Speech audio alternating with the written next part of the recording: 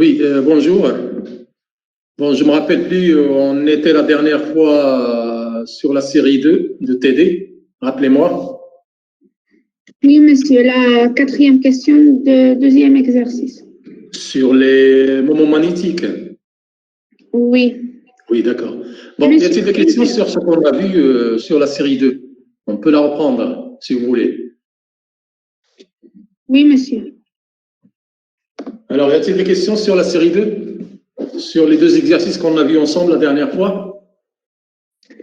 Oui, monsieur, j'ai pas compris comment vous avez calculé la variance. La variance. De la question 2.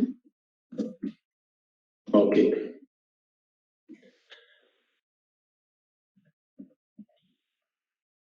La variance des moments ou la variance avant, c'est-à-dire ici? Oui. Parce qu'après, on va calculer la variance des moments. Moment magnétique. Non, cette variance, la dérivée. Cette variance. Bon, là, je rappelle qu'on a démontré en cours que la variance de x, c'est quoi? La variance de x, par définition, c'est delta x. Et delta x, c'est quoi? Delta x, c'est la valeur de la mesure moins la valeur moyenne de cette mesure. C'est-à-dire x moins x moyenne. Et bien sûr, lorsqu'on calcule delta x au carré, c'est cette valeur x moins sa moyenne x, le tout au carré. Et après, on cherche la moyenne de tout. Ça, c'est la définition. D'accord? Bon, et après, lorsqu'on cherche à quoi est égal, là, par exemple, a moins b, le tout au carré, est égal à a au carré plus b au carré moins 2ab. D'accord? Donc, a au carré, c'est quoi? C'est x au carré. Et la moyenne de x au carré, c'est x au carré en moyenne. D'accord? Là, le moins 2 fois x fois la moyenne de x, le tout moyen. Ça veut dire moins 2 fois la moyenne de x fois la moyenne de x. C'est moins 2 fois la moyenne de x au carré. D'accord? Qu'est-ce qu'il reste? Il reste le dernier terme au carré. C'est-à-dire la moyenne de x, le tout au carré. Donc, j'ai trouvé ici moins 2 fois la moyenne de x au carré. D'accord? Plus la moyenne de x au carré, ça fait moins la moyenne de x, le tout au carré. Donc, je tombe sur cette formule-là. Ça veut dire que la variable de x, c'est, je calcule x au carré, et après sa moyenne, c'est-à-dire la moyenne de x au carré, moins la moyenne de x, le tout au carré. D'accord? Pour résumer, la variance de x, c'est ça.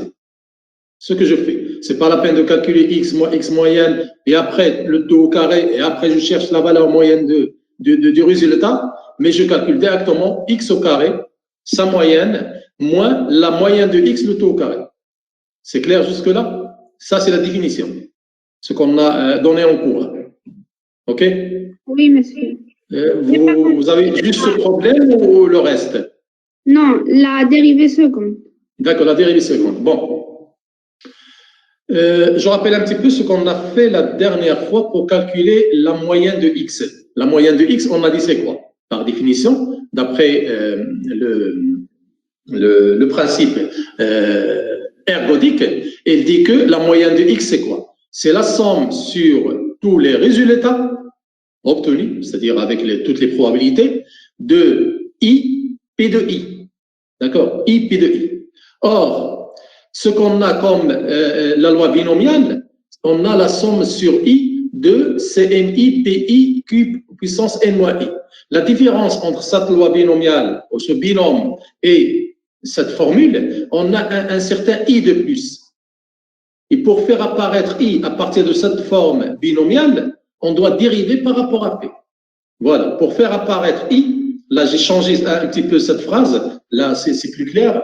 Pour faire apparaître i dans cette formule-là, d'accord? Dans cette formule, ou dans cette somme, on dérive la formule des binômes, c'est-à-dire celle-ci, par rapport à p. Parce que si je dérive la formule de ce binôme par rapport à p, qu'est-ce que je vais trouver? Tout le reste sont des constantes parce que je fais une dérivée partielle. Donc, il reste que p, je dérive p puissance i par rapport à p, qui donne i fois p puissance i moins 1. D'accord? I fois puissance i moins 1. Donc là, j'ai fait apparaître i. Sinon, je ne peux pas calculer cette somme. Je suis obligé de faire la dérivée pour faire apparaître le binôme p plus q puissance n, parce que le binôme, je peux le dériver. je peux le calculer. D'accord? C'est pour cela que j'étais obligé de faire la dérivée de cette somme-là pour faire apparaître I. Une fois j'ai I, qu'est-ce que je vais faire? La dérivée par rapport à P de cette formule binomiale par rapport je la dérive par rapport à P, ça donne I fois P puissance I moins 1. Et P puissance I moins 1, c'est quoi? C'est 1 sur P fois P puissance I. Pourquoi j'ai dit 1 sur P? Parce que pour moi, c'est 1 sur P, je peux la faire sortir de la somme parce que la somme ne dépend que de I. Qu'est-ce qu'il me reste ici dans la somme? Il me reste I, CNI, P puissance I, Q puissance grand N moins I. Et ça, c'est quoi? Ça, c'est la valeur moyenne de X. D'accord? C'est la valeur moyenne de X. On est d'accord? Voilà, je l'ai remplacé par la valeur moyenne de X. Donc, la valeur moyenne de X, à quoi est égale en fonction de la formule du binôme? Est égale à P fois, lorsque je fais passer P de l'autre côté, P fois la dérivée de ce binôme par rapport à P. Et ce binôme, je peux le remplacer par P plus Q puissance N. Parce que j'ai égalité entre P plus Q puissance N et la somme des six combinaisons. D'accord? Donc, je viens ici et je dis que la valeur moyenne de X, ce n'est que P fois la dérivée de cette somme-là, qui est la formule du binôme, et je remplace cette somme des combinaisons par P plus Q puissance grand N. D'accord? Et là, je ne peux pas dire dès maintenant que P plus Q est égal à 1. Je n'ai pas le droit. Parce que pour moi, c'est toujours une fonction. D'accord? Je la dérive et après, à la fin, je peux remplacer la somme par 1. Maintenant, je la dérive par rapport à P. Donc, si je dérive cette somme puissance N par rapport à P, qu'est-ce que ça donne? Ça donne N fois P plus Q puissance N moins 1. N fois P plus Q puissance N moins 1. Et maintenant, à la fin, je peux remplacer P plus Q par 1. Qu'est-ce qu'il me reste? Il me reste P fois N. Donc, je peux dire que la valeur moyenne de X, d'accord, c'est N fois P. Si, par exemple, le champ magnétique est nul, donc P est égal à Q est égal à 1,5, ça veut dire que la valeur moyenne de X est égale à N sur 2. N sur 2, qu'est-ce que ça veut dire? Ça veut dire sur le système qui est constitué de N particules, N sur 2 particules sont orientées vers le haut, et N sur 2 particules sont en des moments magnétiques orientés vers le bas. D'accord? C'est pour cela que j'ai trouvé N sur 2, en remplaçant P par 1,5. La variance, comme j'ai dit ici, je pratique la formule qui me donne la variance de X égale, là c'est plus simple de calculer ça que de calculer cette formule-là. C'est X au carré en moyenne moins la moyenne de X, le tout au carré. Si j'applique le principe ergodique pour X au carré, c'est quoi? Comme je l'ai fait pour la valeur moyenne de X. C'est la somme sur I de I au carré PI. D'accord? De I au carré PI.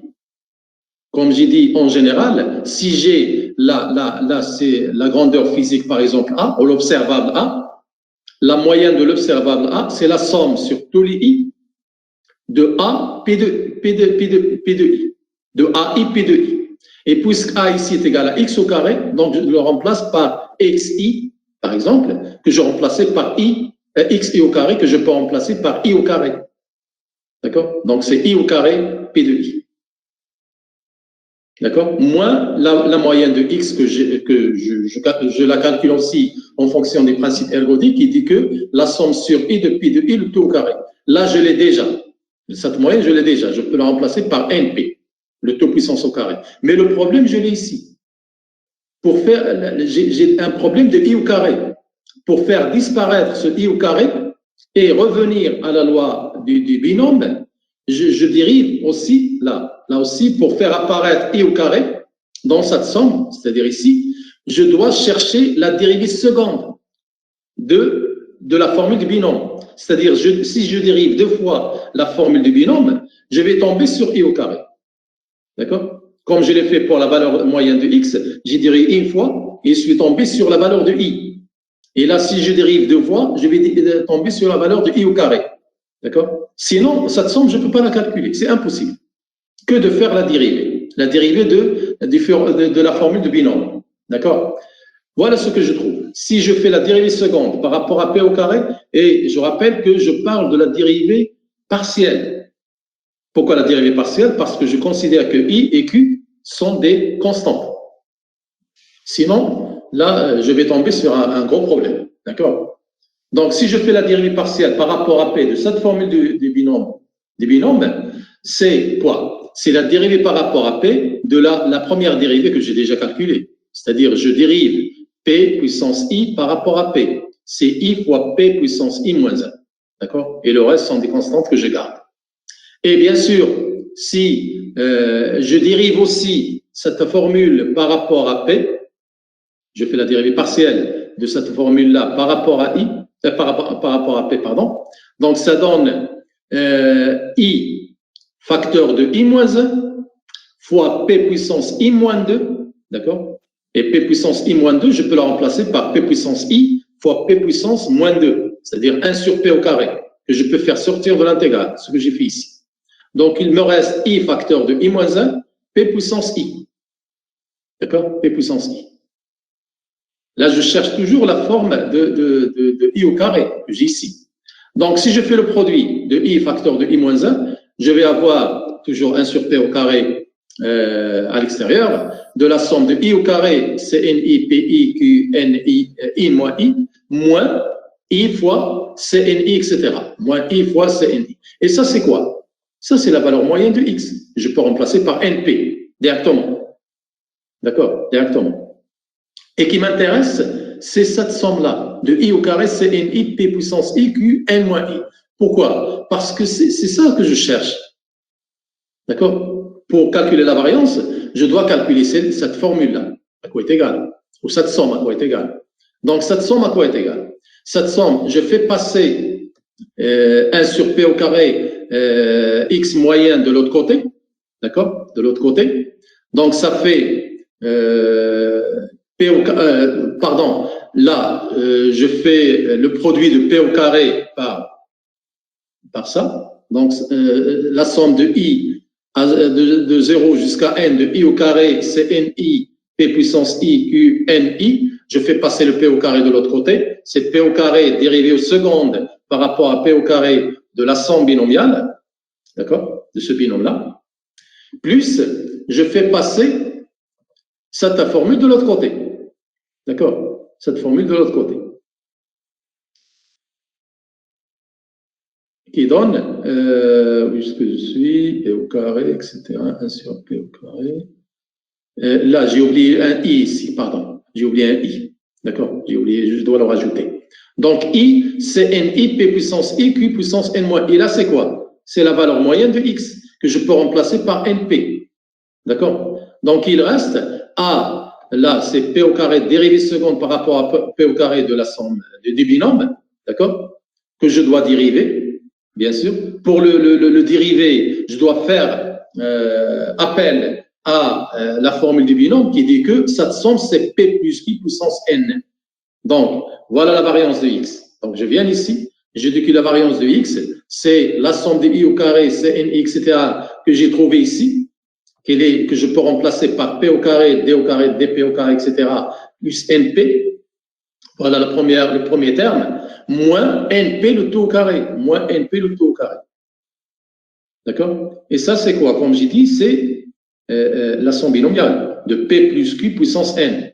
D'accord? Donc, je remplace cette somme par P plus Q puissance N et je dérive 2 fois par rapport à P, P puissance Q par puissance N. Et là, comme j'ai dit tout à l'heure, pour moi, c'est une fonction. Donc, je ne peux pas la dériver maintenant. Je ne peux pas dire que la somme est égale à 1 maintenant, mais je dois attendre le résultat et après remplacer P plus Q par 1. Ce que je fais. Donc, là, si je dérive 2 fois P plus Q puissance N, la première fois, ça me donne quoi? Ça me donne N facteur de P plus Q puissance N moins 1. Et la dérivée seconde, c'est N facteur de N moins 1, P plus Q puissance N moins 2. D'accord? Donc, c'est N facteur de N moins 1, P plus Q puissance N moins 2. Toujours multiplié par P au carré. Et là, à la fin, j'ai le droit de remplacer la somme par 1. Donc, la somme 1 par 1 puissance N-2, c'est 1. Il me reste que P au carré N facteur de N-1 qui donne P au carré N au carré. D'accord? P au carré N au carré fois, moins, pardon, P au carré fois N, P au carré fois N, plus le NP que j'ai ici, moins le NP le tout au carré. plus NP moins N au carré P au carré. Donc, je peux supprimer N au carré P au carré avec N au carré P au carré. Il me reste que moins P au carré N plus NP. Je remarque que NP, c'est un facteur commun que je peux mettre en facteur de quoi? De 1 moins P. Et 1 moins P, c'est quoi? Puisque P plus Q est égal à 1, 1 moins P, c'est Q. Donc, je remplace 1 moins P par Q et j'obtiendrai à la fin que la variance ici est égale à grand N fois P fois Q. D'accord? Et l'écart type, cette définition, c'est quoi? C'est delta de X. D'accord? C'est delta de X. Ça veut dire que c'est comment dire, ces fluctuations que fait la mesure de X et sa moyenne. Et delta de X, c'est quoi? Je peux revenir ici. Delta de X au carré, c'est la variance. Donc, delta de X, c'est la racine carrée de la variance. Donc, je remplace delta de X par la racine carrée de la variance. Ça veut dire la racine carrée de ce résultat. Racine de NPQ. C'est bon? Y a-t-il d'autres questions? Non, merci, monsieur. C'est bon? Donc, chaque fois, pour faire apparaître I dans la formule du binôme, je dois dériver une fois par rapport à P. Et pour faire apparaître I au carré, je dois dériver 2 fois par la forme du binôme par rapport à P. Et c'est la seule méthode qui me permet de calculer la valeur moyenne ici, d'accord, et la variance. Et après, on demande de chercher la valeur moyenne des moments magnétiques total, sachant que le moment magnétique total, c'est quoi? C'est la somme du mu, c'est-à-dire le moment magnétique du système entier, c'est mu1, c'est le moment magnétique de la particule 1, plus mu2 de la particule 2, plus mu1 de la particule n. Donc, c'est la somme des mu-n. C'est ça le moment magnétique total.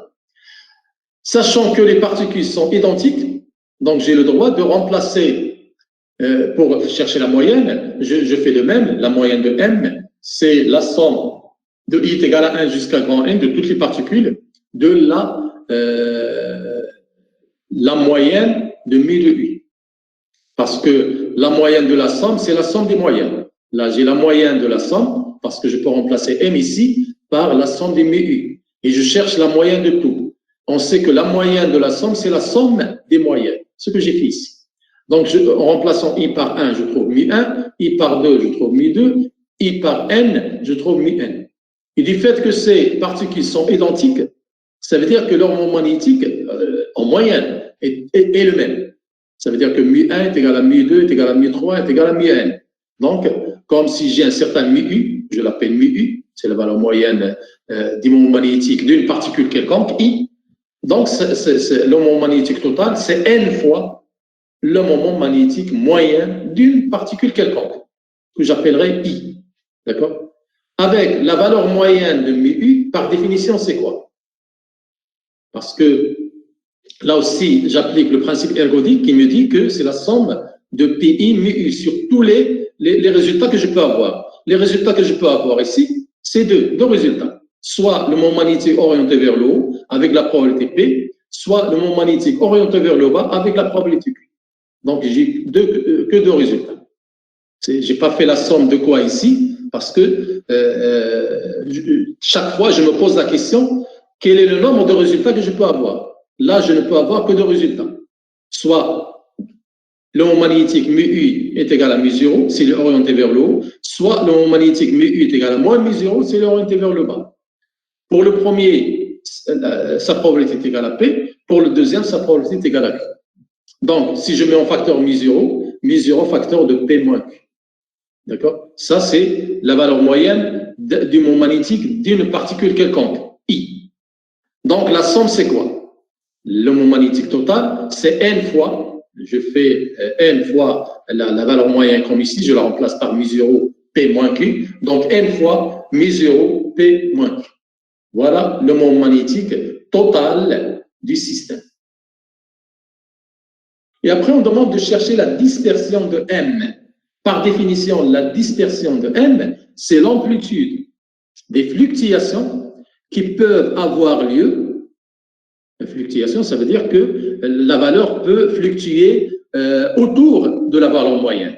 D'accord? Plus ou moins un certain pourcentage, par exemple 10%, il fluctue de 10% autour de la moyenne, de la valeur moyenne.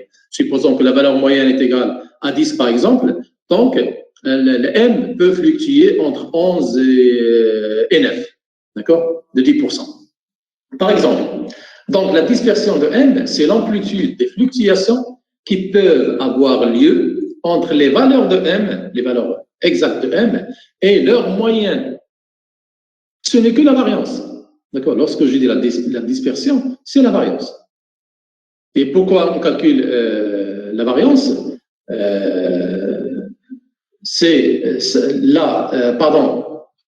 Oui.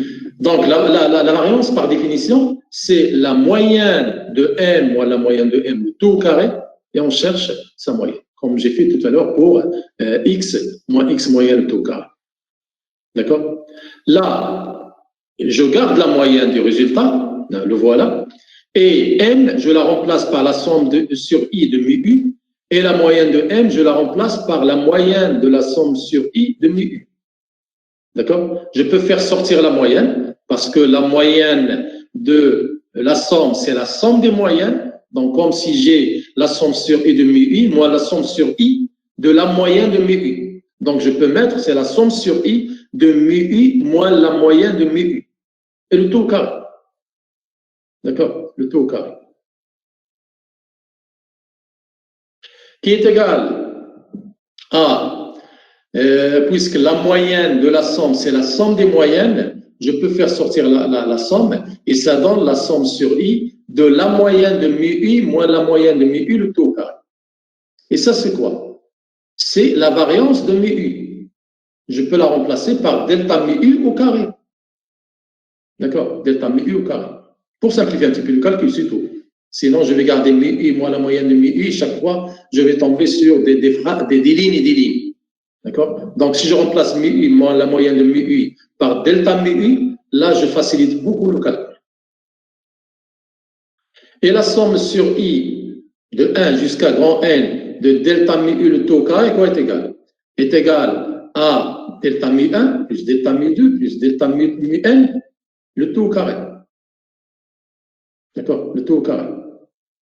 Et cette somme au carré, c'est quoi? C'est ce terme multiplié par lui-même, c'est-à-dire delta mu 1 plus delta mu 2 plus delta mu N, multiplié par delta mu 1, delta mu 2, delta mu N.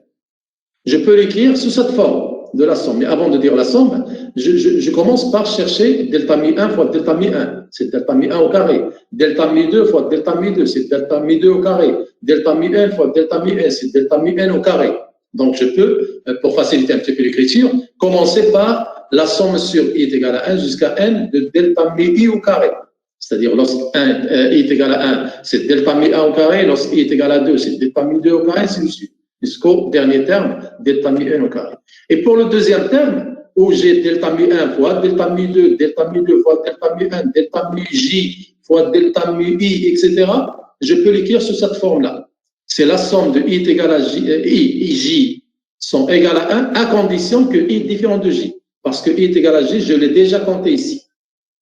Je l'ai déjà compté ici.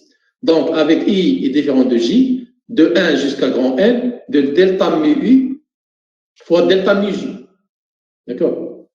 Donc, cette somme, je peux la faire sortir de la moyenne, parce que la moyenne de la somme, c'est la somme des moyennes, ce que j'ai fait ici. D'accord? Donc, la somme de I de 1 jusqu'à grand N de la moyenne de delta mu I au carré, plus la somme de I, J est égale à 1 jusqu'à N avec I différent de J, de la moyenne, normalement, de la moyenne de delta mu I fois delta mu J.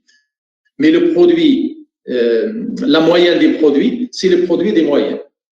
La moyenne de A fois B, c'est la moyenne de A fois la moyenne de B. Donc, pour faciliter un petit peu les choses, je peux dire c'est la somme de delta mu I en moyenne fois delta mu J en moyenne. D'accord?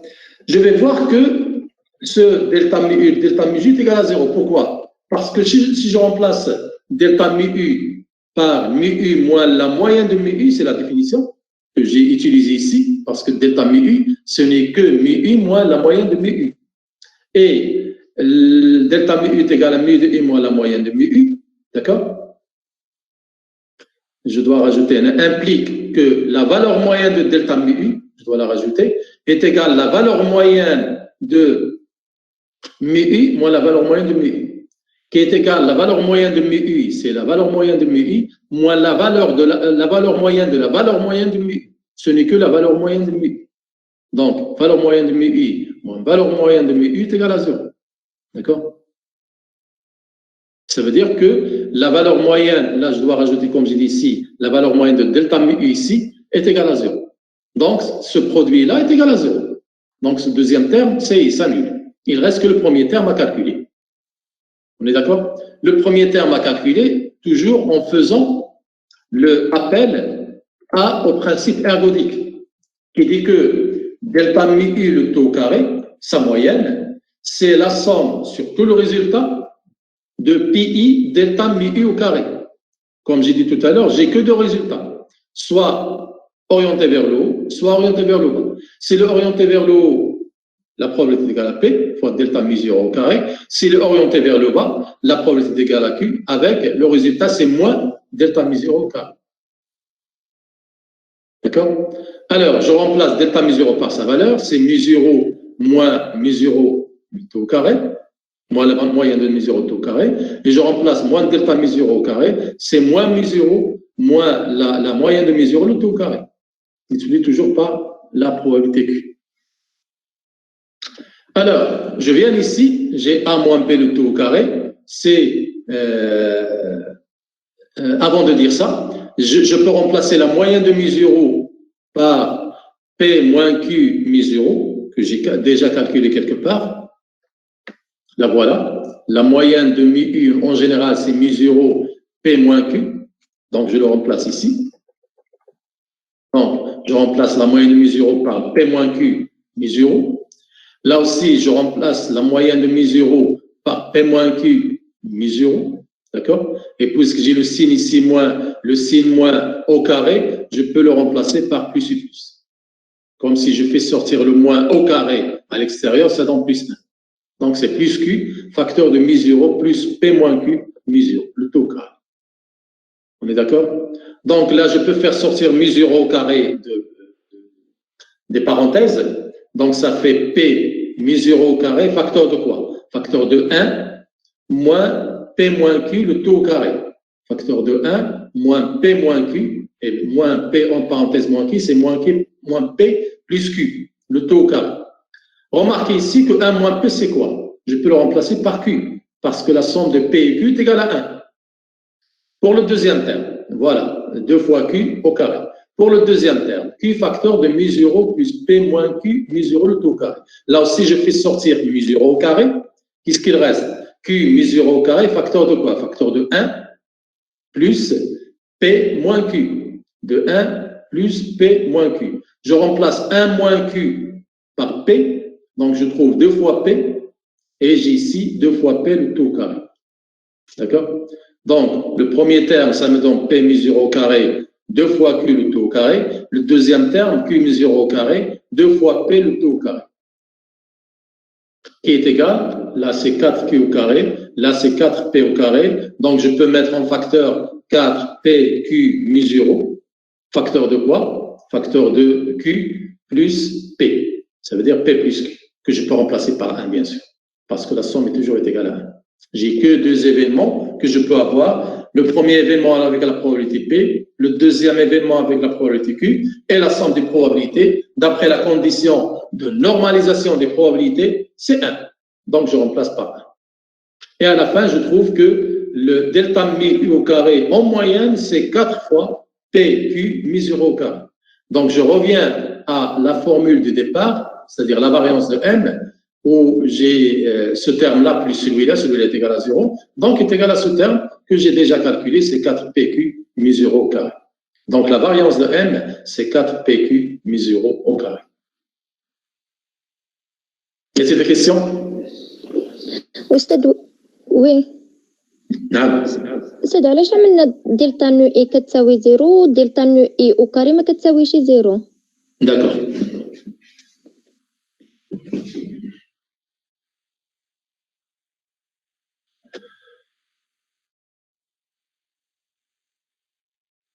Voilà. Alors, je reviens ici. Delta mu par définition, c'est quoi? C'est mu moins la moyenne de mu. D'accord? Un racine Z implique que la valeur moyenne de delta mu, c'est la valeur moyenne de mu moins la moyenne de mu. On est d'accord? Est-ce que tu sais la valeur moyenne de mu? C'est la valeur moyenne de mu. Ou on a moins la valeur moyenne de la valeur moyenne de mu. D'accord? La moyenne de la moyenne. C'est la moyenne. D'accord? Donc là aussi, je remplace la valeur moyenne de la valeur moyenne de mu par la valeur moyenne de mu. Donc je tombe sur delta mu en moyenne, c'est mu moyenne moins mu en moyenne. C'est 0.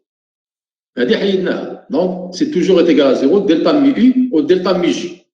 وتكون غير واحدة فيهم كتساوي 0 c'est 0. كيبقى لنا delta mu au carré en moyenne. Là aussi, j'applique le principe ergodique. D'accord? Le principe ergodique. Qui dit quoi? Qui dit que c'est la somme sur PI de delta mu au carré. Est-ce qu'elle est égale à 0 ou pas? Je ne sais pas jusqu'à présent. Mais je remplace PI soit par P, c'est l'élément magnétique sont orientés vers le haut, ou par Q, c'est l'élément magnétique sont orientés vers le bas. Dans le premier cas, en remplaçant PI par P, l'élément magnétique sont orientés vers le haut, donc c'est plus delta mu 0 au carré. Et si les magnétiques sont orientés vers le bas, je remplace delta mu au carré par moins delta mu 0 au carré. D'accord? Et si je continue dans le calcul, je ne trouve pas 0, je trouve 4PQ mu 0 au carré. Oui, compris. Merci, monsieur. D'accord. Monsieur. Oui. Monsieur, dans la première ligne, lorsqu'on était en train de calculer la valeur moyenne du moment magnétique total, Oui. monsieur, j'ai pas bien compris d'où vient la somme de valeur moyenne de delta nu i, le tout au carré. Au CNR, Non, c'est monsieur. le moment magnétique total. La variance. Ah, la variance. Ninja, Heda. Non, monsieur, c'est la première ligne. La première ligne. Et là? Ah oui, monsieur. Ah, d'accord. شتي اذا كنكتب بالستيلو عاد تكون احسن. دابا بحال اللي كنعاود نفس لي لين بعض المرات لو كان عندي شي ستيلو كنكتب به عاد تكون احسن. معليش. Alors, la variance, c'est quoi? La variance, c'est le moment moins la valeur moyenne des moments, le tout au carré, et on cherche la moyenne du résultat. D'accord? Je remplace 1 par la somme sur I de mu U. Je remplace la moyenne de 1 par la somme sur I, la moyenne de la somme sur I de mu U. Le tout au carré, et je cherche la moyenne. Jusqu'à présent, c'est bon. Alors, et après, je peux faire sortir la somme de la moyenne, parce que la moyenne de la somme, c'est la somme des moyennes. D'accord? Comme si j'ai ici la somme sur I des moyennes de mu U. Et si je fais sortir la somme sur I à l'extérieur, d'accord? L'extérieur, entre parenthèses, je garde mu I moins la moyenne de mu U. Mu I moins la moyenne de mu I, le tout au carré. D'accord? Le tout au carré. Et bien sûr, la somme, la moyenne de la somme, c'est la somme des moyennes. Là aussi, je peux faire sortir la somme à l'extérieur. Donc, ça me donne la somme sur I de mu U moins la moyenne de mu U, le tout au carré, à la moyenne. D'accord? Ce qui est ici en parenthèse, c'est quoi? Je le nomme delta mu U. أنا كنسميه delta mu U. D'accord? كنسميه delta mu U. Je le nomme delta mu U. Et je dis que c'est delta mu U le tout au carré. C'est bon? Oui, monsieur, merci. Après tout ce milieu, ça, delta mu U, et après, je peux faire des simplifications. Le delta mu U au carré, c'est quoi? C'est delta mu 1 plus mu 2 plus delta mu n au carré, c'est ce terme-là fois lui-même. Donc, je vais avoir deux termes. Le premier avec les mêmes termes, c'est-à-dire I est égal à 1, I est égal à 2, I est égal à 3, etc. Et le deuxième avec les termes séparés. Oui, monsieur. Là, je sais qu'avec les termes séparés, je vais avoir un terme qui est nul. Et j'ai montré qu'il est égal à 0. Oui, monsieur, merci. Ok. Donc, à la fin, je peux dire que la variance, ou bien ce que j'ai nommé ici, la dispersion, ce n'est que est égal à 4npq mu 0 au carré. La question qui suit, on demande de chercher le maximum de la distribution binomiale P de n. D'accord? Et bien sûr, si je veux calculer le P de n, que j'ai la formule de P de n,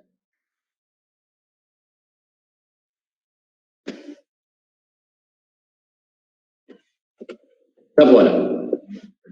Pour chercher le maximum de cette fonction, il faut la dériver.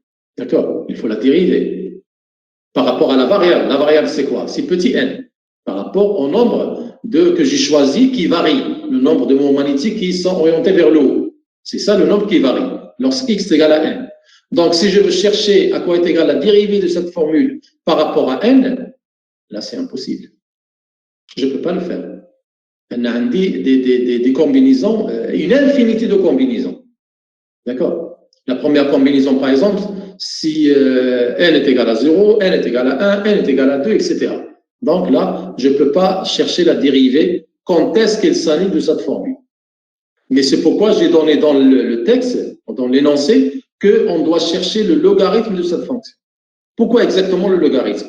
Parce que déjà, le logarithme, c'est une fonction qui est continue et elle est croissante.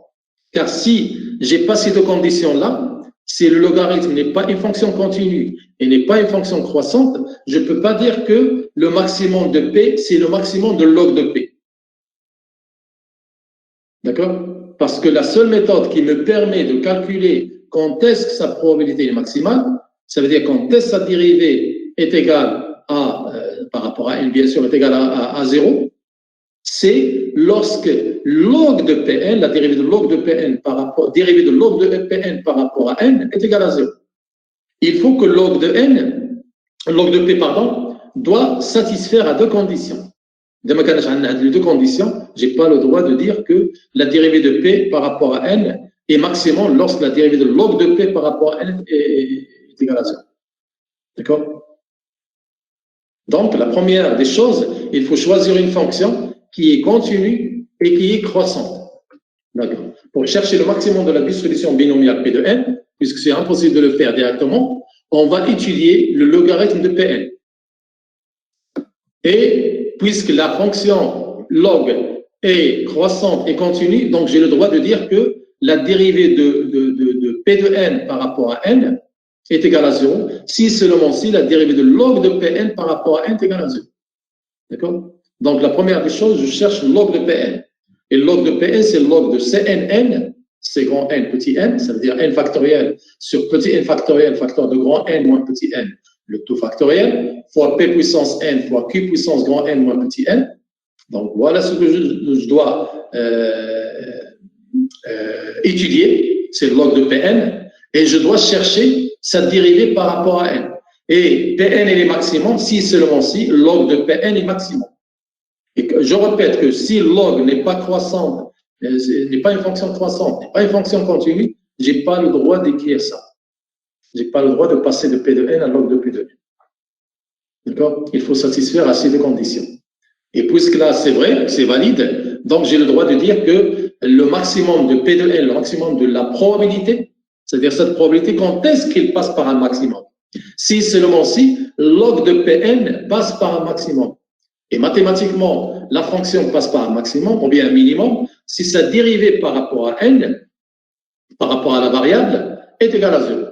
Par rapport à la variable, lorsque n est égal à n max, ce qui m'intéresse, c'est n max. C'est-à-dire la valeur maximale qui me permet de dire que la probabilité ici est maximale. Autrement dit, pour quelle valeur de n, j'ai la probabilité maximale. Pour quelle valeur de n, je passe en probabilité par un max, par un pic. D'accord? Et bien sûr, pour chercher la dérivée de log de Pn par rapport à n, je vais tomber sur des factoriels. Et là, je me bloque aussi. Je vais trouver dérivée, par exemple, de log de n factoriel par rapport à petit n. Là, je ne peux rien faire. Parce que log de n factoriel, c'est n fois grand n fois 1 grand n moins 1 fois 1 grand n moins 2, etc. Là, je n'ai pas de problème parce que n, par rapport à n, petit n, c'est une constante. D'accord? C'est le nombre maximum de particules. Là, c'est égal à 0. Mais là, je trouve un problème. Parce que log de n factoriel par rapport à n, je ne peux pas la calculer. Parce que c'est un produit de n fois n moins 1 fois n moins 2, etc. jusqu'à 0 jusqu'à 1, pardon. Et là, pour faire cette dérivée, je sais que le log des produits est égal à la somme des logs, mais là, c'est une infinité. C'est pour cela que je suis obligé d'utiliser l'approximation de Stern, qui dit que grand N factoriel est égal à grand N log de N moins N, ce que je vais utiliser ici. D'accord? Donc, la dérivée de log de Pn par rapport à N, c'est-à-dire la dérivée de cette formule-là par rapport à N, d'accord? Par rapport à N, c'est quoi? C'est, et là, je considère que tout le reste sont des constants. Il reste que, pour moi, la variable, c'est N, c'est petit n. Donc, pour cette fonction, la seule variable, c'est petit n. Donc, si je dérive log de Pn par rapport à n, c'est la dérivée du premier terme, c'est-à-dire log de grand N factoriel, qui est égal à 0, parce que n ne dépend pas de petit n. D'accord? Aucune relation entre le nombre total de particules et le nombre de moments magnétiques orientés vers le haut. D'accord? Il n'y a pas de relation. Et moins la dérivée de log de petit n factoriel par rapport à n, d'accord? Moins la dérivée de log de grand N moins petit n factoriel par rapport à n, plus la dérivée de log de p puissance n par rapport à n, plus la dérivée de log de q puissance grand N moins petit n par rapport à n. D'accord? Pour le premier terme, j'ai dit c'était égal à 0. Pour le deuxième terme, j'applique l'approximation de Stirling. Je remplace log de n factoriel par n log de n moins n. D'accord? Pour le second terme aussi, puisque j'ai fait ici factoriel, je remplace grand N moins petit n factoriel par grand N moins petit n log de grand N moins petit n moins grand N moins petit n. Et pour le reste, log de p puissance n, c'est n fois log de p. Donc, c'est n fois log de p. Et log de q, grand N moins petit n, c'est grand N moins petit n log de q. D'accord? Là, voilà. Grand N moins petit n log de q. Donc, pour le premier terme, je dérive cette formule-là par rapport à n. C'est, là, j'ai u fois v, c'est u' v plus u v'. U' v, c'est log de n, plus u v', c'est n fois 1 sur n, parce que le dérivé de log de n, c'est 1 sur n. Ça donne 1. D'accord? Et là, la dérivée de n par rapport à n, c'est moins 1. Donc, je viens ici, toujours le signe à l'extérieur, j'ai log de n plus 1, log de n plus 1, d'accord? C'est-à-dire là, ce que je dis u fois v, plus 1, parce que moins 1 fois moins, ça fait plus 1.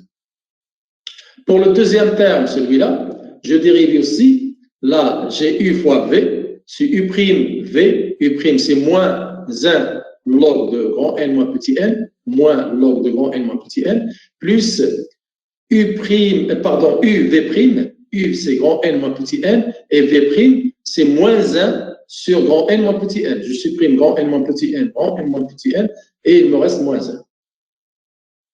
D'accord? Il me reste moins 1. Voilà. D'accord? Et celui-là, moins la dérivée de grand N moins petit n par rapport à n, c'est moins 1, multiplié par le moins que j'ai ici, ça donne plus 1. Donc, je peux supprimer ici moins 1 par 1, là aussi 1 par moins 1 avec moins 1.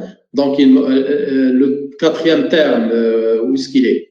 Dérivé par rapport à n de n log de p, c'est, pour moi, la variable c'est n, donc il ne me reste que log de p. Et pour celui-là, là, je dérive grand N moins petit n par rapport à n, c'est moins 1 fois log de q. C'est moins log de q. D'accord? Donc, ici, j'ai dit que je peux simplifier moins 1 par 1 avec 1. Il me reste que moins log de n. Le deuxième terme, moins log de grand N moins petit n, c'est plus log de grand N moins petit n, plus log de p divisé par q. Parce que log de a moins log de b, c'est log de a sur b. Donc, p sur q. Et là aussi, j'ai log de a moins log de b, c'est log de a sur b. C'est log de grand N moins petit n sur petit n. Donc, grand N moins petit n sur petit n fois p sur q. Fois p sur q. Là, c'est la dérivée par rapport à n. Et quand est-ce que sa dérivée est égale à 0? C'est lorsque n est égal à n max. C'est-à-dire lorsque le nombre de particules passe par un maximum. D'accord? Que j'ai appelé n max. Donc, est égal à 0 si seulement si ce terme-là est égal à 0. Ce terme-là est égal à 0 si seulement si ce qui est à l'intérieur du log est égal à 1. Parce que le log de 1 est égal à 0.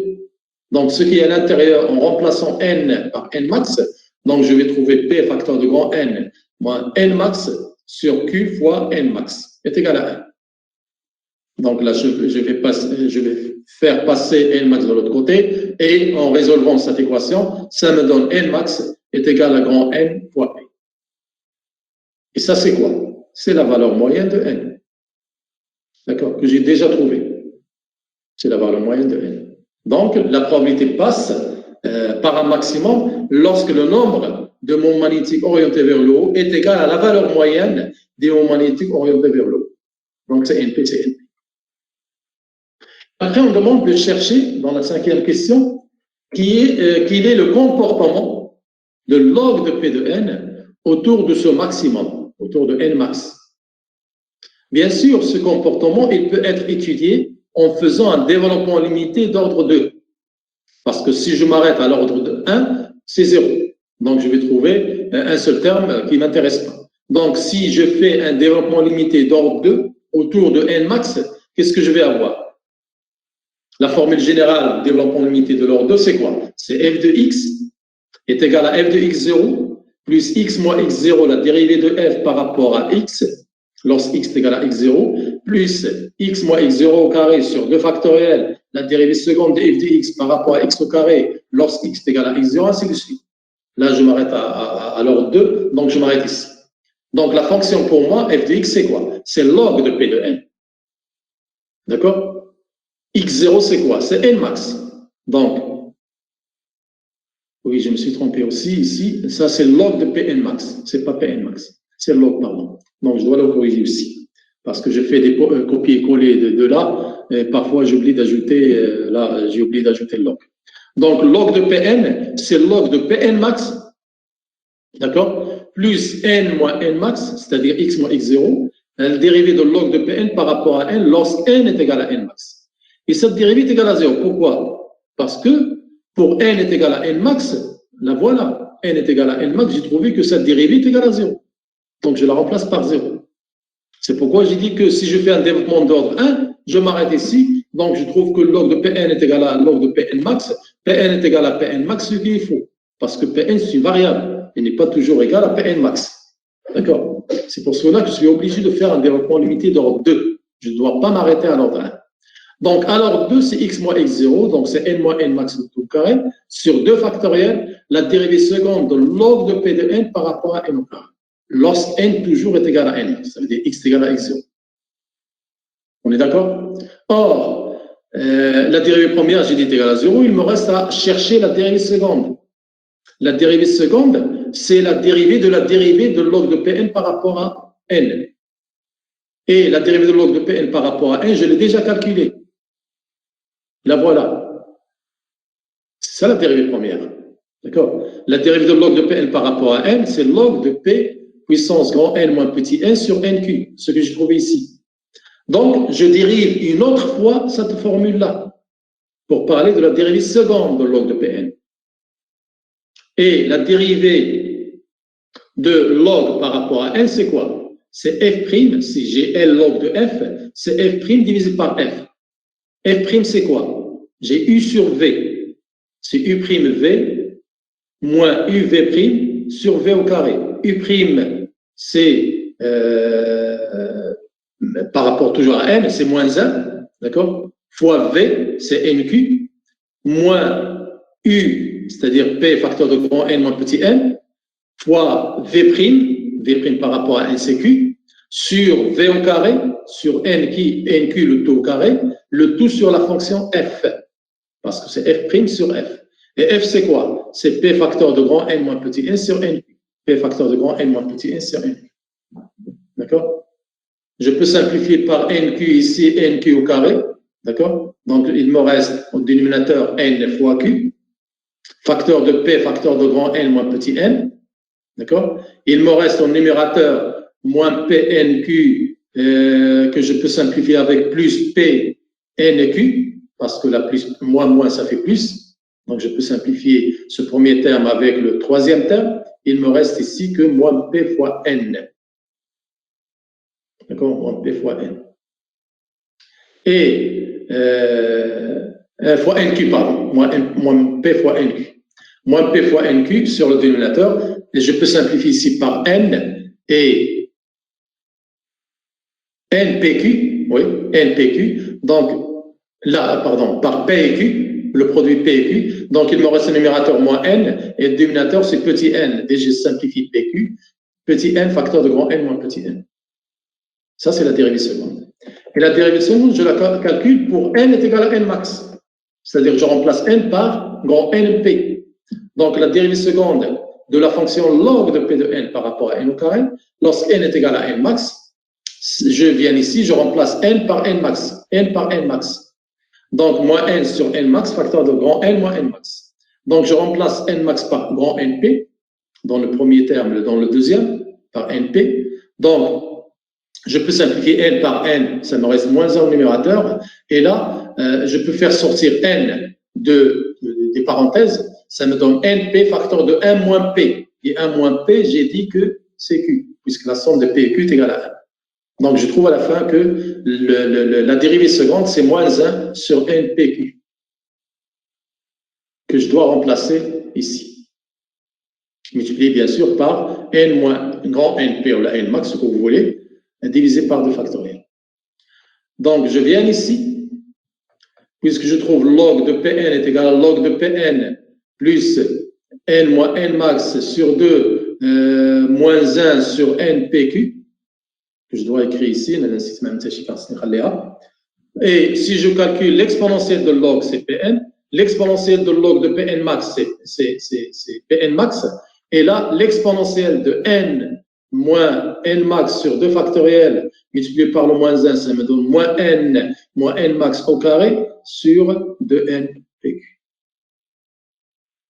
Je peux aussi la calculer en fonction, au lieu de Pn max, je peux remplacer Pn max par la valeur moyenne de n. C'est P de la valeur moyenne de n fois l'exponentielle de moins n moins sa valeur moyenne, le taux au carré, divisé par 2 sigma au carré. Avec sigma, c'est l'écart type. L'écart type qui est égal à racine de npq, que j'ai déjà calculé au début. Monsieur. Oui. Monsieur, Pn égale à l'exponentielle de Pn2 max. Pn est égal à l'exponentielle de log de Pn. C'est ça la question? On a fait introduire l'exponentielle. Ah, bien sûr. L'exponentielle de log de Pn, c'est Pn. Ou l'exponentielle de ce terme plus ce terme, j'ai l'exponentielle de a fois a plus b. Et l'exponentielle de a plus b, c'est exponentielle de a fois exponentielle de b. Oui, monsieur, parce que vous n'avez pas mis l'exponentielle de Pn2 max, vous avez fait P de n max. لا شوف هنا عندنا اللوج انا قلت انا غلطت عندي اللوج داكور وي صافي وي فوالا هذا اللوج ماشي بي ان ماكس انا نسيت ما كتبتش اللوج اكسبونونسيال لوج بي ان هو بي ان هذا ما عندناش فيه مشكل هنا عندنا اكسبونونسيال de quoi de log de Pn max plus le deuxième terme بحال عندي الاكسبونونسيال de a plus b et l'exponentielle de a plus b c'est exponentielle de a fois exponentielle de b. Exponentielle de A, c'est quoi? C'est exponentielle de log de Pn max. On voit Pn max. Pour le premier terme, qui prend l'exponentielle deuxième terme, je le réécris. Exponentielle en remplaçant, bien sûr, cette dérivée par moins 1 sur npq. Il y en a moins n max le taux au carré sur 2 fois, 2 factoriel c'est 2, fois npq. On est d'accord? L'exponentielle de la somme, c'est le produit des exponentielles. Oui, monsieur, merci. C'est bon. نحاول نراجعوا لان بحال هذه اللوغ اللي هنا نسيتو وهنا نزيد بعدا l'exponentielle ديال premier terme l'exponentielle du deuxième terme ونقول بان exponentielle de a plus b c'est exponentielle de a fois exponentielle b. D'accord.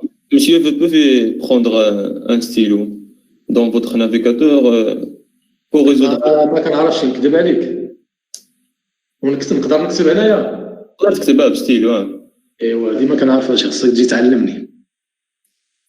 يعني تلقى واقيلا في النافيغاتور ساهل ماشي. والستيلو من الكلافي ولا شي ستيلو اخر؟ لا ستيلو من النافيغاتور حيد بلان داك ايكرون بلان.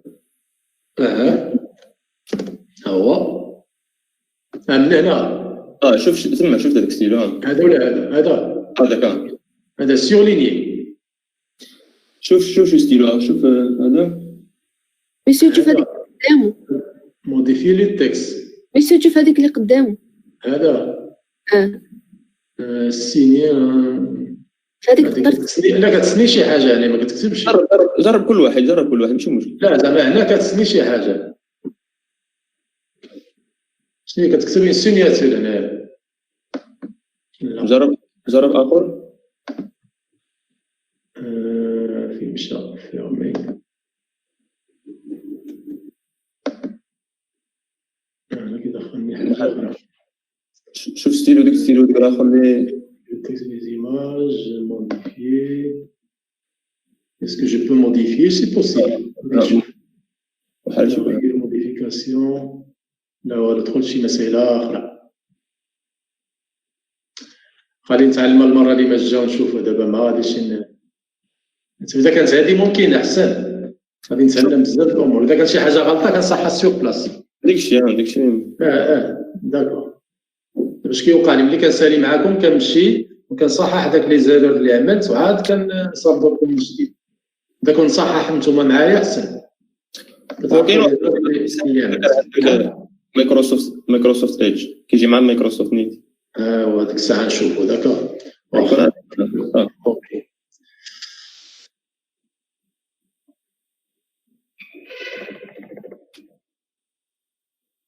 Alors j'ai dit que j'ai donné une courbe qui explicite comment varie la probabilité Pn en fonction de Pn max. Les Pn max, par exemple, elle est quelque part ici. ماشي 0,4 ولكن j'ai trouvé que une courbe اللي عندنا 0,4 ou moins 2 etc. هذا شي حاجة أخرى. ولكن اللي كيهمني que la courbe est gaussienne. Elle est gaussienne parce qu'il est en fonction de exponentielle de quelque chose au carré, d'accord? Quelque chose au carré multiplié par Pn max. Et lorsque n est égal au maximum, si celui-là, d'accord? N est égal au maximum, c'est-à-dire si n est égal à n max, je peux remplacer n par n max ou n max moins n max c'est 0, exponentielle de 0 c'est 1, donc je trouve Pn max.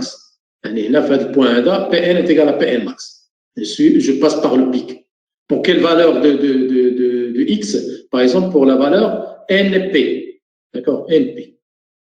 Pour la valeur np, j'ai la probabilité qui passe par le maximum. Sinon, pour les autres valeurs, j'ai la probabilité qui diminue, puisqu'il passe par un maximum. De l'autre côté, elle diminue jusqu'à 0 à l'infini, et là aussi, elle diminue. D'accord? Il diminue. Et ces deux sigma que j'ai ici, ce n'est que deux fois l'écartille, c'est-à-dire la largeur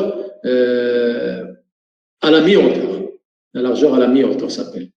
D'accord? Juste pour vous dire que là, je trouve que la probabilité me donne une forme gaussienne. Une forme gaussienne. Où les probabilités passent par 0 et après elle augmente jusqu'à une valeur maximale et après elle diminue jusqu'à la valeur 0. Maintenant, la courbe, je peux si je reprends un petit peu l'exercice, je crois 2 de la série 1, où je trouve des probabilités pour le nombre, les 4 spins. Quand je vois la probabilité égale à 1 huitième, même quand je vois 2 huitièmes, 3 huitièmes, etc., jusqu'à 4 huitièmes. D'accord? Et après, je diminue. Là aussi, je peux trouver une gaussienne. Là, je mets l'exercice 1, l'exercice 2, pardon, les spins. Là aussi, je vais tomber sur des gaussiennes. D'accord? Si je veux la tracer, comment varie la probabilité avec le nombre de spins. D'accord? Alors maintenant, on demande de chercher à quoi est égal ce Pn max. La valeur de Pn max, je ne la connais pas. comment la trouver, en fonction des données, bien sûr. Alors là, on va balayer toute la région, ce qu'on dit dans l'énoncé. Si on balaye toute la région où cette probabilité n'est pas négligeable, c'est-à-dire la région, toute la région où je trouve des probabilités qui sont pas nulles. La condition de normalisation dit que la somme sur PI est égale à 1, ou bien l'intégrale de 0 à l'infini de Pn dn est égale à 1. C'est ça la condition de normalisation, soit avec la somme, soit avec l'intégrale. Donc là, avec la somme, je vais me bloquer. C'est pourquoi il vaut mieux de passer à l'intégrale, parce que je peux chercher l'intégrale de l'exponentielle. Alors, je remplace Pn par Pn max exponentielle moins n max tout au carré sur 2npq fois dn, lorsque n varie de 0 à l'infini. N, le nombre de moments magnétiques qui sont orientés vers le haut. Et ça commence de 0 jusqu'à le nombre maximum qui est grand N. Le grand N, c'est un nombre énorme, que je peux dire qu'il tend vers l'infini. D'accord? Puisque là, c'est un nombre qui est énorme, je peux le faire tendre vers l'infini. Pn max, c'est une constante que je peux faire sortir de l'intégrale. Il me reste que l'intégrale de 0 à l'infini exponentielle de moins n max tout au carré sur dnpq. Et la variable, c'est n, c'est dn. Et là, je dois faire un changement de variable en pesant que n moins n max est égal à un certain u. Donc, en pesant que u est égal à n moins n max, et n max, je peux le remplacer par np, que je viens de calculer. Donc, n moins petit n moins grand np. Et du à quoi est égal? Dans ce cas-là, est égal à dn. Parce que np, c'est une constante. Du est égal à dn. Mais j'ai le problème des bornes. Là, je vais trouver exponentielle moins i au carré sur 2npq. Je remplace dn par du, aucun problème. Mais je tombe sur le problème des bornes. D'accord? Parce que là, c'est n qui varie de 0 à l'infini. Est-ce que u va varier de 0 à l'infini? D'accord? Alors, si n est égal à 0, c'est-à-dire à la limite inf, la limite inférieure, ou la première borne, si n est égal à 0, bien sûr, u est égal à 0. Moins grand np. Parce que je remplace u par petit n moins grand np. D'accord? Or, moins grand np, p est une valeur qui varie entre 0 et 1. D'accord? Mais grand n, c'est un nombre qui est très très grand. C'est l'infini. D'accord? C'est l'infini. Donc, c'est moins l'infini. Donc, u va varier ici de moins l'infini au lieu de n est égal à 0. Lorsque n tend vers plus l'infini, je viens ici, je remplace u par petit n moins grand np. D'accord? Petit n moins grand np, bien sûr, np, c'est n multiplié par la probabilité qui est entre 0 et 1. D'accord? Qui est entre 0 et 1. Et n, c'est la valeur qui tend vers l'infini. Et l'infini moins, bien sûr, n divisé par exemple, 2, ou divisé par 3, ou divisé par 4, etc. D'accord? Donc, c'est l'infini qui l'emporte. D'accord? C'est l'infini moins l'infini, par exemple, divisé par 2. Exemple. Donc, c'est plus l'infini. D'accord? Donc, lorsque n tend vers l'infini, petit e aussi tend vers plus l'infini. Donc, les bornes, ils changent de 0 à l'infini à moins l'infini à plus l'infini. Exponentielle moins i au carré sur 2 grand n pq fois d. Et ça, c'est quoi? Cette formule, je la connais, pardon, puisqu'il est. C'est racine, je ne sais pas où est-ce que j'ai donné cette formule, je l'ai donnée la dernière fois, je crois, en cours. Mais je l'ai quelque part ici. Je l'ai donné sous forme de rappel. Voilà. La formule de moins l'infini à plus l'infini de exponentielle moins alpha x au carré d de x, c'est racine de pi sur alpha. D'accord? On l'a déjà calculé la dernière fois en TD. À partir de la représentation, où je fais le changement de variable des coordonnées cartésiennes, coordonnées polaires, d'accord? Et j'applique toujours cette relation s'appelle relation de Gauss, ou l'intégrale de Gauss. L'intégrale de moins l'infini à plus l'infini, de exponentielle moins alpha x au carré d de x, c'est racine de pi sur alpha. D'accord? Racine de pi sur alpha. Donc, je viens ici. Et exponentielle de moins i au carré sur 2, là c'est alpha est égal à 1 sur 2 grand N PQ. D'accord? Donc, ça donne racine de pi sur alpha. Et alpha, 1 sur 2npq. Donc, ça devient en numérateur. Donc, c'est 2 fois pi grand npq. D'accord? Multiplié bien sûr par Pn max. Et comme c'est la somme de toutes les probabilités en appliquant la condition de normalisation, donc ce produit est égal à 1, ça veut dire que Pn max est égal à 1 sur racine de 2pi grand npq. Donc je viens ici dans la formule que j'ai là, et je remplace Pn max par racine de 2pi n pq fois exponentielle, etc. D'accord? Donc, je trouve directement la fonction Pn, comment on varie en fonction des données. Les données, c'est quoi? C'est petit n, bien sûr, et le reste, c'est le nombre maximum de particules, le nombre de particules dans le système, la probabilité P, la probabilité Q, etc. Donc, voilà comment on varie la probabilité en fonction de, normalement, de n. Qui m'intéresse, c'est n, c'est-à-dire le nombre de moments magnétiques orientés vers le haut. C'est bon, on passe à l'exercice 3 ou il y a des questions sur l'exercice 2?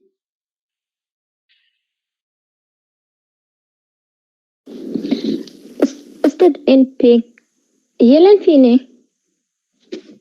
هنا خلي عندي مثلا comment il s'appelle. هنا نقدر نعمل مثلا petit n, je peux la remplacer par grand n. باش يكون واضحين. D'accord? Par grand n. هنا lorsque n tend vers l'infini, كتوصل داك la valeur totale, le nombre total de particules. نقدر نخلي grand n. D'accord? Au grand n moins np, نعمل grand n en facteur, اش كتبقى لي؟ كتبقى لي grand n facteur de 1 moins p. Et 1 moins p c'est q. D'accord? يعني بحال اللي كنطيح هنا في n fois q. و n fois q هو اللي عملت هنايا n fois p, c'est l'infini. لأن q il varie entre 0 et 1. Multiplié par l'infini, c'est l'infini. D'accord? D'accord. نزيد مثلا هنايا petit n, puisque petit n tend vers l'infini, ça veut dire il tend vers le nombre total de particules, le grand n. Ici, je mets 1 en facteur, c'est n facteur de 1 moins p, c'est n fois q. Et n tend vers l'infini, fois q, qui est une valeur qui varie entre 0 et 1, donc grand n fois q, c'est l'infini. C'est bon? Oui, d'accord, monsieur. Merci. Alors, je peux remplacer petit n par grand n. Je نوضح علاش هنا قلت بأن cette valeur est toujours très supérieure à np. بحال هنا تقدر تكون la moitié ديال 1 tiers, le maximum la moitié. D'accord? P maximum c'est 1 demi. D'accord? Ça, je vais l'appeler plus q est égal à 1. On passe à l'exercice suivant.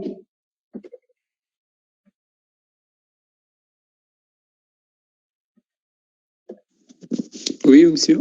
D'accord. Alors, l'exercice suivant, qu'est-ce qu'il dit?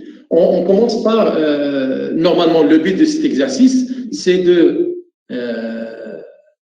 retrouver l'entropie et le nombre de micro-états, d'accord? Le nombre de micro-états accessibles pour les deux cas, pour le gaz quantique, le gaz parfait quantique et le gaz parfait classique.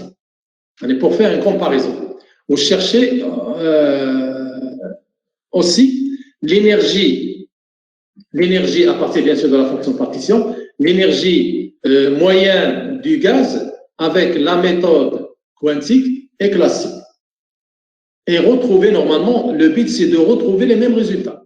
Qu'on applique la méthode quantique ou la méthode classique, on doit retrouver les mêmes résultats. Mais à quelles conditions? À quelles conditions? Ce sont les conditions qu'on va étudier. D'accord? Donc, on va commencer par, si on a un gaz parfait quantique, qui est constitué de n atomes qui sont enfermés dans une boîte, pour simplifier, je parallélépipède de longueur Lx, largeur Ly, hauteur Lz, mais pour simplifier, je dirais une boîte cubique de longueur de côté L, parce que le volume ici est égal à L fois L, c'est L3. Et l'énergie dans ce cas-là, d'après la résolution de l'équation Schrödinger, avec les vecteurs d'onde, E est égal à h bar au carré sur 2n fois la somme des KI au carré. D'accord? KI au carré. Avec KI, ce sont les vecteurs d'onde, qu'on peut aussi trouver à l'aide de l'équation Schrödinger.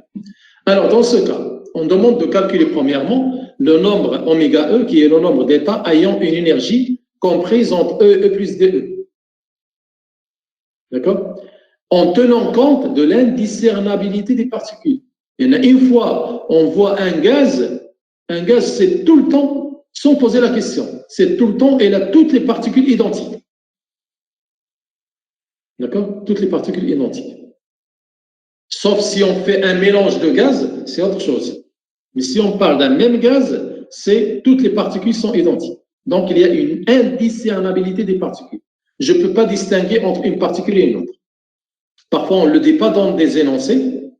Qui est des énoncés, on ne parle pas de l'indiscernabilité des particules, mais une fois on dit que notre système est un gaz, c'est toutes les particules sont identiques, ils sont indiscernables. On doit tenir compte de l'indiscernabilité des particules. Chez nous, il y a l'indiscernabilité des particules, ça veut dire, puisque les particules sont indiscernables, je dois diviser le résultat par n factoriel. Par n factoriel. Et après, on demande de chercher l'entropie du gaz, et après, on va calculer l'énergie, mais dans le cas, on a un système fermé, toujours un gaz parfait quantique qui est en contact avec un thermostat de température T, ça veut dire un système fermé, on doit appliquer la fonction de partition. On va commencer par chercher la fonction de partition d'une particule, par exemple des molécules, et après, on va généraliser pour chercher l'énergie moyenne du gaz entier. D'accord? La même chose, on va le faire lorsque le gaz est classique. On va aussi chercher le nombre de microétats accessibles, bien sûr en tenant compte des effets quantiques et l'indiscernabilité. Là, puisqu'on parle du gaz aussi, c'est pas la peine de dire indiscernabilité, ils sont toujours indiscernables, mais je dois rajouter en tenant compte des effets quantiques. Parce que si le nombre elle est faible, donc c'est pas la peine de tenir compte des effets quantiques. Mais si le nombre est énorme et les particules sont très très proches les unes des autres, de telle manière que je ne peux pas les compter entièrement, là je suis obligé de tenir en compte les effets quantiques. C'est-à-dire au lieu de chercher le nombre total de micro-états qui sont désignés par les positions Q et les impulsions P, mais je vais chercher le nombre de cellules qui contiennent un certain nombre de positions et d'impulsions telles que je dois vérifier toujours l'inégalité de Heisenberg. D'accord? Dans ce cas, que ce soit avec le gaz parfait quantique ou le gaz parfait classique, à condition, voilà la condition pour laquelle je dois retrouver les mêmes résultats, à condition que je dois tenir compte des effets quantiques. Dans ce cas, je dois retrouver la même entropie et bien sûr la même énergie. La même énergie, puisqu'on demande de chercher aussi l'énergie interne du gaz. D'accord? Alors, on passe à la correction.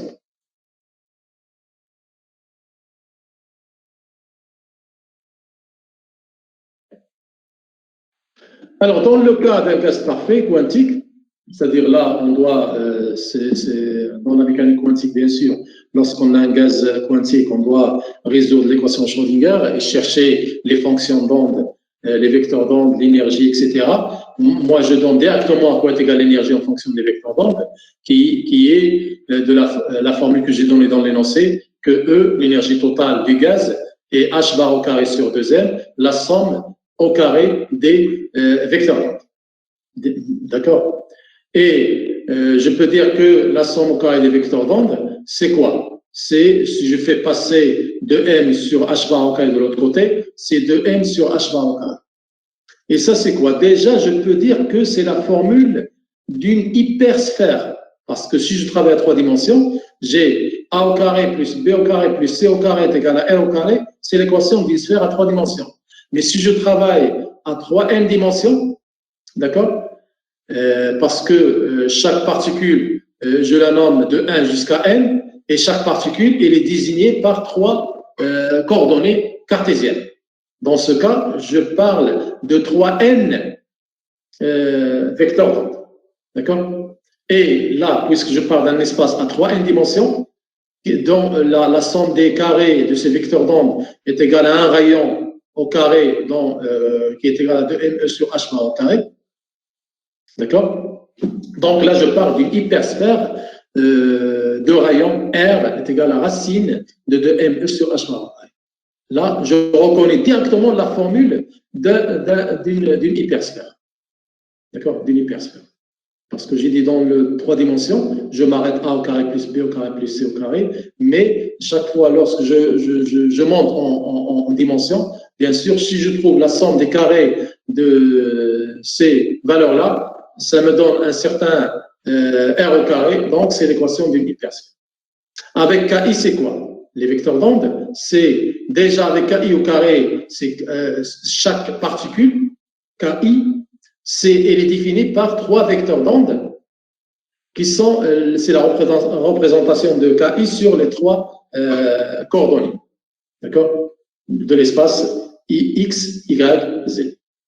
Avec KI, je peux soit faire la résolution de l'équation Schrödinger avec les conditions strictes, avec les conditions périodiques.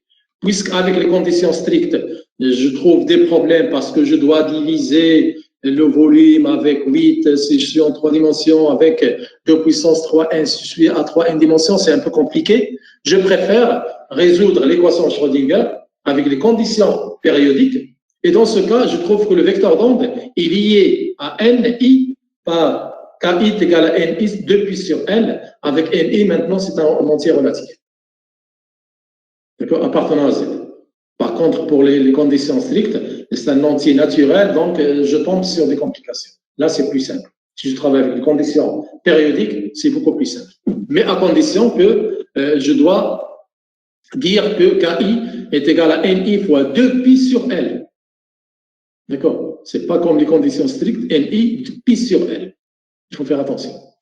Donc, c'est l'équation que je trouve ici, c'est l'équation d'une hypersphère dans l'espace des vecteurs d'onde, je dis bien, et j'insiste, je souligne ici, dans l'espace des vecteurs d'onde, c'est-à-dire cette sphère que je trouve ici, elle est dans l'espace des vecteurs d'onde, pas dans l'espace des entiers.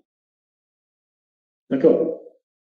Donc, dans l'espace des vecteurs d'onde, c'est-à-dire avec KI au carré, etc., je trouve que c'est une hypersphère de rayons de 3n dimensions, de rayons, R est égal à racine de ME sur H par au carré. Donc, qu'est-ce que je vais faire? Je vais tracer une sphère de rayon R est égal à 2ME sur H bar au carré et je cherche dans cette sphère, j'ai combien de micro-états? D'accord? C'est phi de E. Alors, commençons par calculer le nombre de micro-états dont l'énergie est inférieure ou égale à E. C'est-à-dire, je trace le volume de la sphère et je cherche combien j'ai de micro-états accessibles à l'intérieur. Et j'ai dit que ces micro-états, ils sont définis par quoi? Ils sont définis par les NI. Ils ne sont pas définis par les vecteurs d'onde, mais ils sont définis par les NI. NI est égal à 0, NI est égal à 1, NI est égal à moins 1, etc. Donc, si je prends 3 dimensions par exemple, je prends NX, NY et Z, 0, 0, 0, c'est un micro-état. 0, 1, 0, c'est un micro-état. 0, 0, 1, c'est un micro-état. 14, 9, 10, c'est un micro-état, etc. Donc, chaque triplet, pour moi, c'est un micro-état. Donc, pour chercher le nombre de micro-états dont NI varie, d'accord? Et je vais trouver que ce NI, c'est quoi? Ce sont les sommets d'un cube. Ce sont les sommets d'un cube. C'est-à-dire le cube a 8 sommets et chaque sommet me désigne un certain micro-état. Et puisque j'ai dit en cours que chaque sommet est lié d'un cube et est lié à 8 autres mailles, à 8 autres cubes, d'accord, ils sont confondus. Donc, je vais compter le cube qui admet 8 états et chaque état est confondu avec 8 autres cubes. Comme si, en moyenne, je dirais que chaque cube va représenter un micro-état. D'accord? Donc, pour chercher le nombre de micro-états dont l'énergie est inférieure ou égale à E, je compte le nombre de cubes, d'accord, dans l'espace des vecteurs d'onde, à l'intérieur de l'hypersphère de volume V de N. D'accord? Donc, dans le volume total de la sphère, je vais compter combien j'ai de cubes. D'accord? Combien j'ai de cubes. Alors, phi de E par définition, c'est le volume de l'hypersphère à 3n dimensions divisé par le volume d'un cube dans les vecteurs d'onde, dans l'espace des vecteurs d'onde. Parce que la sphère que j'ai ici, la représentation de la sphère que j'ai ici, c'est avec les vecteurs d'onde. D'accord? Avec les vecteurs d'onde. Donc, V de n, par définition, c'est pi puissance 3n sur 2 fois r puissance 3n sur 3n sur 2 factoriel. C'est ça le volume d'une hypersphère à 3n dimensions. Et les volumes d'un cube dans l'espace des vecteurs d'onde, sachant que chaque cube, il va avoir, par exemple, pour le premier cube, c'est n est égal à 1, je vais avoir la largeur, par exemple, de pi sur L. La même chose, le nx est égal à 1, ny est égal à 1, nz est égal à 1. Je vais trouver la longueur est égale de pi sur L, la hauteur est égale à 2 pi sur L. Donc, je vais avoir 2 pi sur L fois 2 pi sur L fois 2 pi sur L, puissance grand N parce qu'il s'agit de n particules. C'est le volume total de tous les cubes. D'accord? Pour les n particules. Donc, le volume d'une particule, c'est 2 pi sur L, 2 pi sur L, 2 pi sur L, et j'ai n particules, donc puissance n. D'accord? Alors, j'ai ici 2 pi, ça fait puissance n, ça fait 2 pi puissance 3n.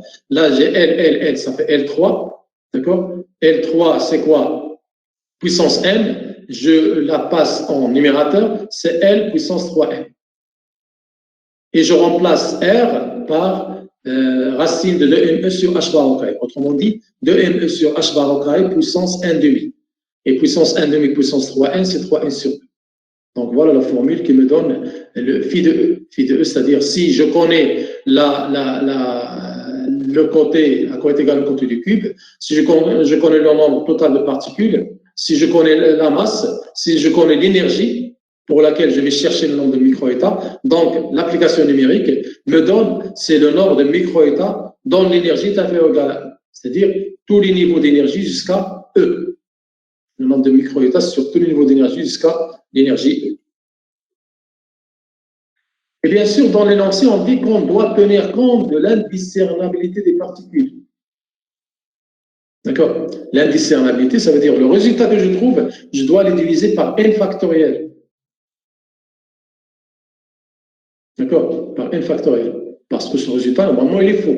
Ce résultat, il est juste si les particules sont discernables. Si je peux distinguer entre une particule et une autre. Sinon, si je ne peux pas distinguer entre une particule et une autre, je dois diviser ce résultat par n factoriel. Donc, voilà quoi est égal phi de E. Égal à 1 sur n factoriel fois le volume total de la sphère divisé par le volume d'un cube. D'accord? En remplaçant L3 par V, le volume d'un cube, d'accord, est égal à L fois L, je vais tomber sur V puissance n et le reste est le même. Ce qui m'intéresse, c'est oméga de E. C'est ça la question. Calculer le nombre de microétats ayant l'énergie comprise entre E plus DE. Pour calculer l'entropie, on aura besoin de oméga de E.